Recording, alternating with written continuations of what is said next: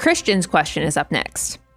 It says, I'm in my late 20s and have been trying to inspire my friends and family in their late 20s with the Money Guy message. Love it. What do you recommend to those who feel like they are behind or messed up in their 20s? And how would you motivate people? Go listen to the last question. Sorry. I'm just kidding. No, this is going to get chopped up, so you can't do that.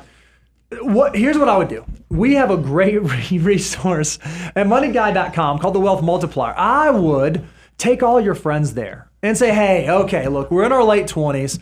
Maybe we didn't figure this out at 22. Maybe we didn't figure it out at 25. But here we are at 28, 29.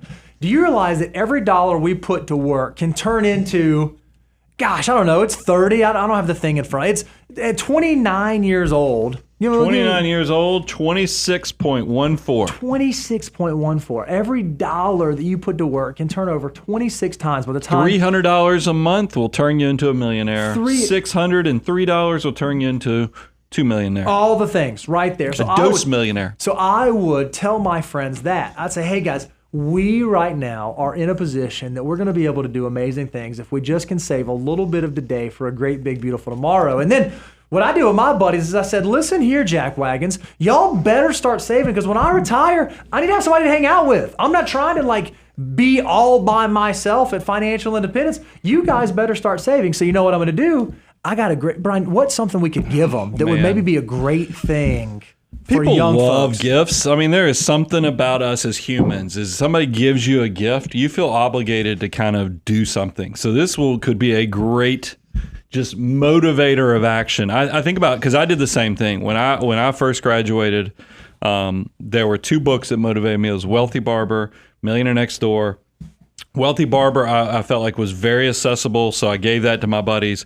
And I was happy to report every one of them funded their Roth IRAs that first year. It really was a magical thing. This book, if you go read the reviews out there on Amazon, people have no idea. The biggest compliment I'm seeing is people saying, I'm going to go buy 3 or 4 of these to give out to my young friends and family, people who just graduated college, and even people in their 30s. Because there was a comment that came through, because yes, I am reading the comments still. It's still a fun little hobby of mine. That said, this book is spectacular for anybody in their 20s, but then the person said, but I tell you what, it's also great for people who are in their 40s because it will let you see that you can actually still do some things to catch up. So look, of course I'm biased because I wrote it, but that's why I tell you, go read the reviews. This thing, I didn't know how it was going to connect, but it obviously has connected with the next generation. And I'd love, Christian, for you to use it as a tool to kind of motivate people to try to figure out how they can start their own millionaire mission. I was looking, by the way, there was a comment on social media that said Brian has a bookmark. There's no bookmark on here. Somebody noticed. I saw that same comment. And I was so funny, and I'm just now looking at it. Like, I have a bookmark? No bookmark on there. When I read it, I was like, Brian's going to get stuck on that bookmark comment. No, because I was like, there is no happen. bookmark on here. Hey, another thing I think you can do with your friends. I'm a big, it depends on how close you are. If you got really close friends, I'm a big proponent of guilt tripping. And so a personal accountability is huge. So I would ask them, hey guys, we talked about funding our Roths. You put your money in last month? Did you do it? No, you didn't? What day are you doing it? When are you going to do that? Oh, are you saving? When are you going to do that? I do that with all my buddies. Like, one of the worst things that happens, I got this little group of guys who work out in the mornings. Buddy, if you do not show up that morning, you just know that for the whole day, you're going to get like a text, just absolute abuse in the text thread for not doing it. But it's amazing how motivating that can be. So if you and your buddies are close, keep having conversations about it. I did the same thing with my buddies, and I convinced them to put money in a Roth IRA one time. And then I touched base with them 3 or 4 years later. I was like, man, how's that Roth? They're like, oh, well, yeah, I funded it that one time. I was like, no, you missed the point. So if you can have open conversations about it and keep it front and center, there's a lot better chance you're going to help them build that healthy habit of continuing to save, continuing to put money to work. And do this, because I've actually had neighbors. They found out what I did for a living, and they were like, hey, because I had a neighbor new to the country. So this whole thing with investing, they had never, very successful, but they literally from another country. And they started, and I said, hey, do this for me. Just set up an always be buying situation where we're going to do $1,000 a month or something into this index fund. And he came to me 3 months later and he says, I'm done with that. And I was like, why? And he goes, well, it lost money. And I was like, no. I was like, so I'm just telling you, these are the things you'll deal with a brand new investor. So if you're talking about loved ones, you have to tell them, if you go on this journey, promise me, if you're going to set it, forget it.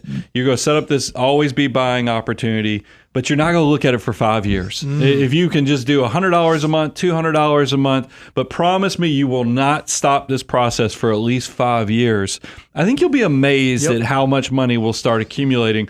But if you look at this as you put money in and then 3 months later you go, did I make money?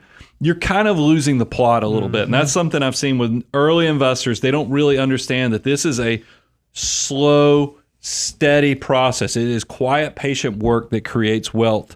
And people are, and I think it's a societal thing. We're all looking for the shortcut. We're all looking, because social media makes it seem like it's so easy to build that $1 million in about 10 months. I think there's even, content out there that says, hey, how to build $1 million in a year or something like that. That's not realistic. This is the reality of how you actually build wealth. When we do our wealth survey of all of our millionaire clients, it's not doing it some get-rich-quick way. It's the slow, patient, steady work that's going to create success for you. Would you say that it's incredibly simple?